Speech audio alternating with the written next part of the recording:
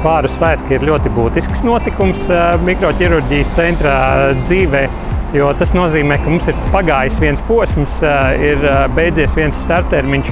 Mēs zinām, ka drīzumā jau centrs būs zem jumta, kas mūs novedīs tuvāk jaunas slimnīcas atvēršanai. Mēs ar nepacietību gaidām šo brīdi, kad mēs varēsim sākt strādāt, un ceru, ka tas pienāks ātrāk.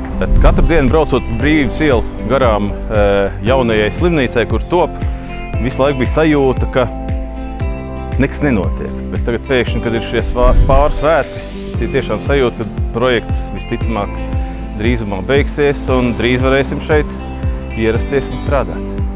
Šodien ir liela svētki gan mūsu kolektīvam, gan patiesībā arī visiem mūsu pacientiem. Mēs esam gandarīti par to, ka mūsu projekts ir izdevies un, protams, citējot arī klasiķus, mēs mainīsimies un tāpēc arī pastāvēsim.